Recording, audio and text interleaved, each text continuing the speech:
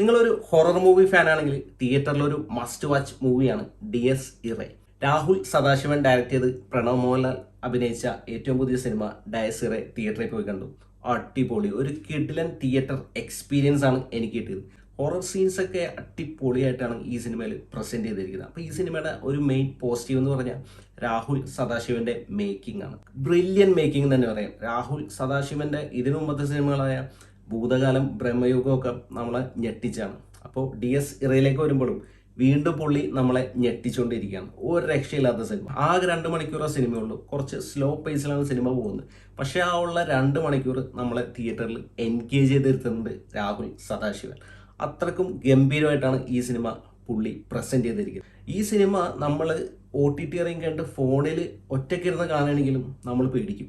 അത്രക്ക് നമ്മളെ പേടിപ്പിച്ചിരിക്കും സിനിമ. ആ ഒരു ഹൊറർ അറ്റ്മോസ്ഫിയർ പുള്ളി ക്രിയേറ്റ് ചെയ്യുന്നത് ഒരു രക്ഷയില്ലാത്ത രീതിയിൽ പുള്ളി അത് പ്രസന്റ് ചെയ്തിട്ടുണ്ട്. പിന്നെ എടുത്തു പറയുന്നത് ക്രിസ്റ്റോ സേവിയറുടെ മ്യൂസിക് ആണ്. ഹൊറർ സീൻസിൽ വരുന്ന സൈലൻസിന് തന്നെ വളരെ പ്രാധാന്യമുണ്ട് ഈ സിനിമയിൽ. അപ്പോൾ ആ സൈലൻസും പിന്നെ വരുന്ന BGM എല്ലാം കൂടി വല്ലാത്തൊരു ഫീലാണ് നമുക്ക് തിയേറ്ററിൽ ഈ സിനിമ പ്രസന്റ് ചെയ്യുന്നത്.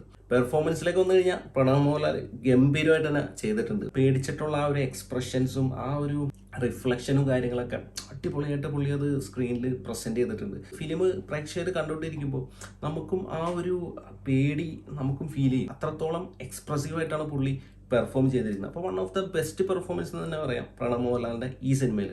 പിന്നെ എടുത്തു പറയേണ്ട ഒരു പെർഫോമൻസ് എന്ന് പറഞ്ഞാൽ ജിബിൻ ഗോപിനാഥിന്റെ ആണ്. അടിപൊളിയായിട്ട് പുള്ളി ആ റോള് ചെയ്തിട്ടുണ്ട്. പുള്ളിയുടെ ഇതുപോലെ തന്നെ ഹൊറർ ഫിലിം ആണല്ലോ. അപ്പോൾ ആ ഒരു പേടിക്കുന്ന രംഗങ്ങളും ആ ഒരു എക്സ്പ്രഷൻസും കാര്യങ്ങളൊക്കെ ഭയങ്കര നാച്ചുറലായിട്ട് പുള്ളി അത് ഡെലിവർ ചെയ്തിട്ടുണ്ട്. നല്ല രസമായിരുന്നു പുള്ളിയുടെ ആ പെർഫോമൻസ്. അടിപൊളിയായിട്ട് തന്നെ പുള്ളി അത് ചെയ്തിട്ടുണ്ട്. ആകെ മൊത്തത്തിൽ പറയുകയാണെങ്കിൽ കിടിലൻ ഹൊറർ മൂവി കാണാൻ താല്പര്യമുണ്ടെങ്കിൽ നേരെ DS ഇറേ പോയി കാണാം. നല്ലൊരു ക്രൗഡിൻ്റെ കൂടെ അടിപൊളി സൗണ്ട് സിസ്റ്റം ഒക്കെ ഉള്ള തിയേറ്ററിൽ തന്നെ കാണാം.